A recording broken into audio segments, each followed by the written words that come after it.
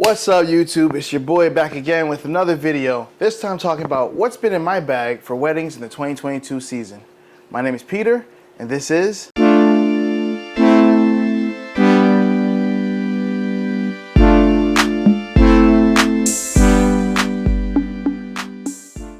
So first things first, let me just say that I'm not the super technical person. I'm not gonna give you specs. I'm just gonna give you my opinion. This is what I like, this is what I use.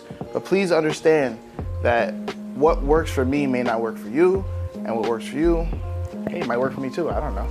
So you gotta mix it up. The best way to find out what kit is gonna work for you for whatever it is that you're shooting, weddings, engagements, parties, portraits, sports, whatever, you have to just try and see what works. So like I said, this is what works for me. So without further ado, let's get into it. Excuse me.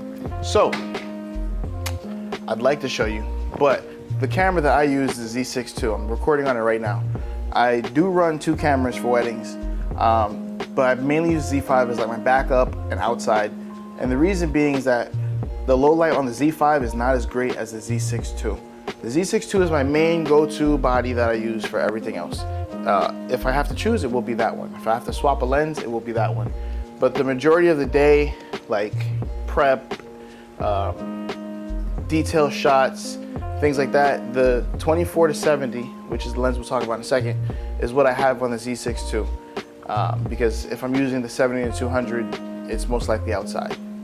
So I use the Z6 II. It has an on-top screen for you to check your settings if you're still like that. That doesn't really mean much to me because I'm still gonna look at the screen. It has a tilting screen, not a fully articulating, flip around selfie screen, but it's good enough. It's not great for when you're trying to get low and do portrait shots though. For that, you're gonna have to still lay on the floor.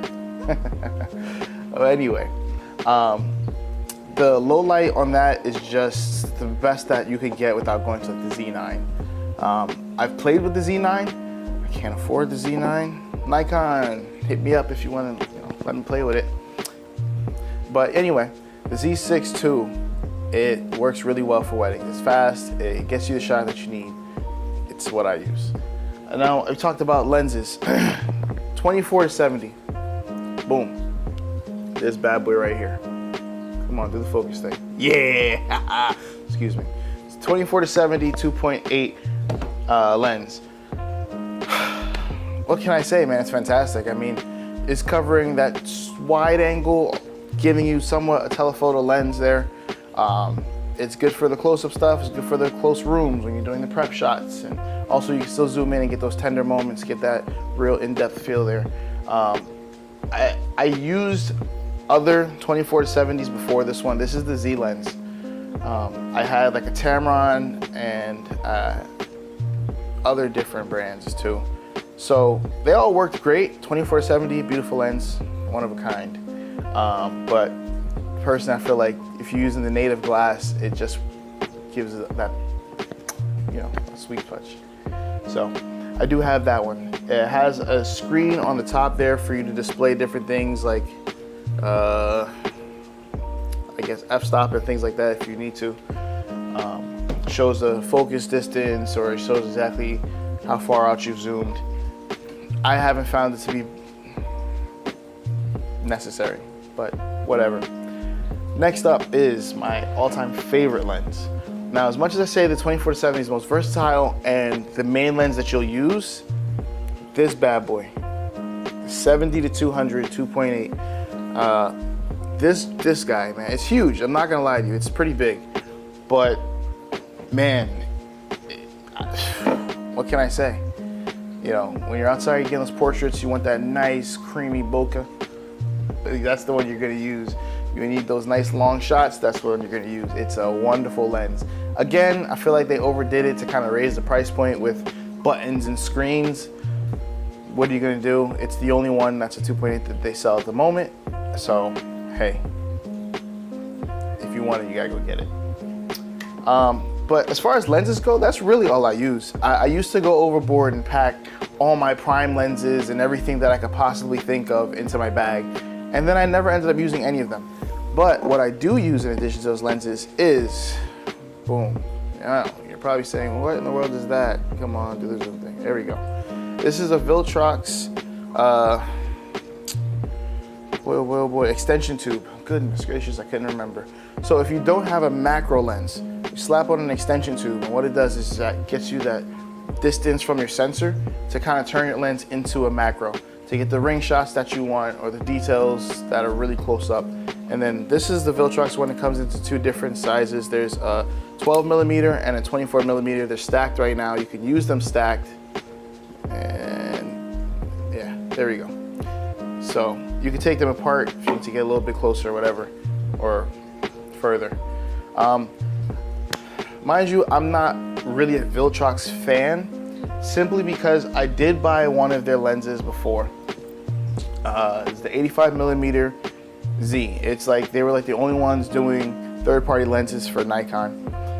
And for some reason it stopped working. I reached out to try and get some customer service, and they responded and then just stopped responding, and now I just have a hunk of metal and glass. So not super excited about that. Probably won't buy another Viltrox lens if that's the kind of customer support that you're getting. But that's my little rant, excuse me.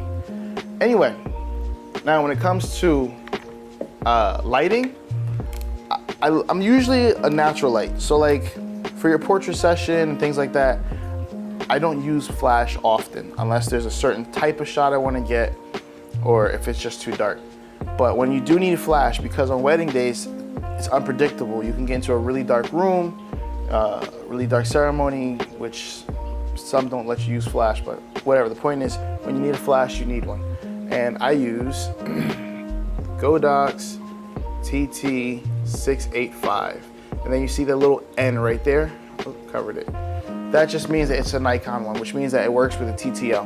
So if you have Canon or Fuji or Sony, you're gonna wanna look for that little letter that'll say C or an F or an S to get the one that works for you. This one takes AA batteries, 4 of them. It lasts pretty long. If I put in a fresh set, I usually don't need to change it throughout the day. However, the paranoid person that I am and always staying prepared, I make sure I have a pack of batteries in my bag at all times, because you never want to be caught in a crucial moment needing a flash, your batteries are dead, and you don't have batteries to use. So, batteries and a flash, it works great. GODOX makes, or GODOX, whatever you want to say, they make other flashes that come with like a battery pack, so you can buy that and then buy a backup that you charge, which will save you on buying batteries if that's important to you.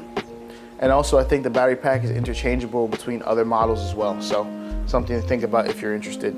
The flash is a little heavy, so this, plus your lenses, plus your camera, hanging on your strap, it weighs, it gets, you feel it, for sure. But it's a good flash, it's nice and solid. And what I do use when I need to, depending on the venue, maybe the ceilings are too high or the color's wrong, you're not getting that perfect bounce that you need. What I slap on there is, boom, Magmod. This is a diffuser, a dome diffuser, I think it's called. And they have like that patented magnets inside there. If you can see it, cover my face. There we go. It's the magnets that they have with it. It's just right on there, nice and easy. So it works. It's gonna save you all the time. I love it. And it's nice and squishy. It comes right off, goes right in your bag until next time. And when you're ready to use it, it just pops right back to its shape. So no complaints from me there. What else do I use? Oh, I use the little feet sometimes, because you never know, you might want to do an off-camera thing. And the beauty of this flash is that it comes with, well, it doesn't come with, but there's a trigger that works for it, also made by GODOX. There we go.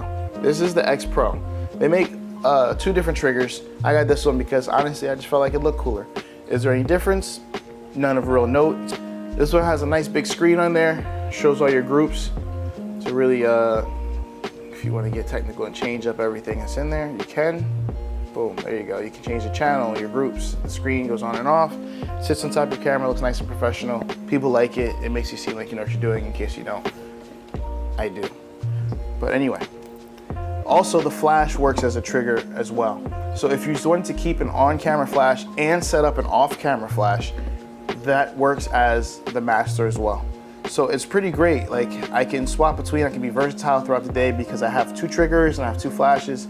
If I need to set up off camera and then slap the triggers onto 2 bodies, I can do that, and then I can just use flash throughout the room without having it on camera, which also lessens the weight. And sometimes I also carry a bigger flash, and it also works for that too. So that's pretty great, I'm not gonna lie. What else do we have in the bag?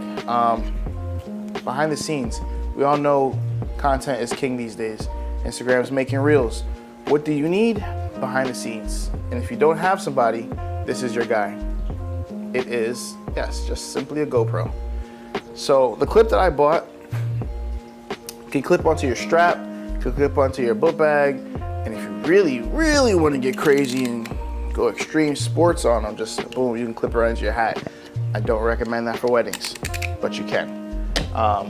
It's waterproof, it does pretty decent video, it's nice wide angle, so you can see everything at all times.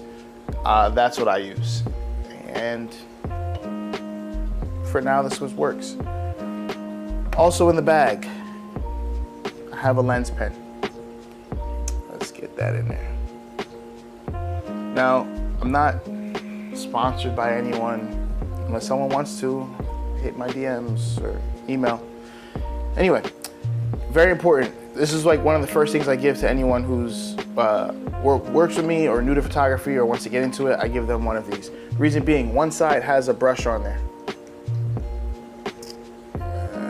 There we go. Has a brush on there to clean your lens, clean your sensor off when you get dust on there.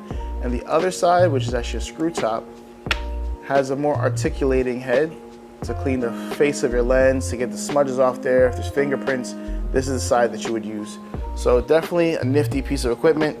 Probably one of the cheapest things that you could buy for yourself, but completely worth it. Completely worth it. Next up, I have my SD card case. Man, must protect your SD cards. When you finish a wedding day, if you don't have some kind of backup system right there on you, you want to make sure that your SD cards are safe until you get home. The worst possible thing I think that you could ever tell your client is, I'm so sorry, I don't have your pictures. They got deleted, destroyed, corrupted. No amount of money, even full refund, can really replace the memories that were made that day. And that also means you worked all day long for no good reason. So, protect your SD cards. What I failed to mention is that in the bodies that I use, they are both dual card slot cameras. For a wedding photographer, I think that having that backup in camera, and then also when you finish backing it up again and then backing it up again, is one of the most important things that you could do. Because like I said, you don't want to get into that situation where, I'm so sorry, I lost your photos. No, but whatever. Also, you need backups to everything for yourself, including batteries. So I keep my batteries and charger, boom, there we go. It's the Nikon battery and charger. I keep at least one of those with me because like I said, the way I shoot, I only probably need one for a full day backup.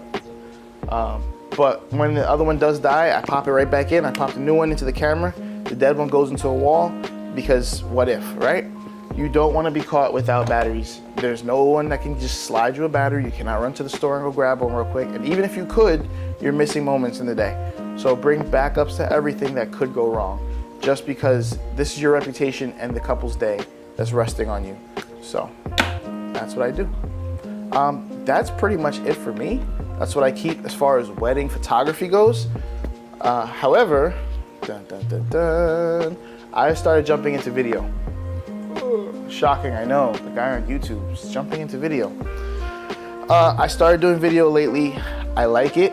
It's different, and it actually requires a different set of gear. So maybe I'll do another video on that and talk about some of the things that I've bought, some of the things I find that I like, and I'll share that with you guys. If you think that's something you'd want to see, let me know in the comments below. Drop it down there and just give me a thumbs up. Say yes, say more. Or if you hate this, like it anyway and tell me you hate it. Everyone has an opinion, right? Anyway, thanks a lot for checking out this new video. I appreciate it. Again, like, comment, subscribe. Let me know what you thought below, and I'll see you next time.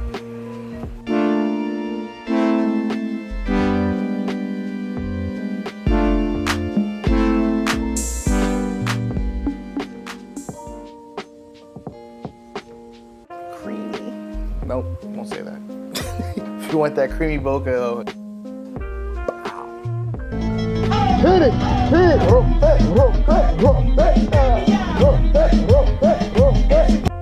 Nailed it.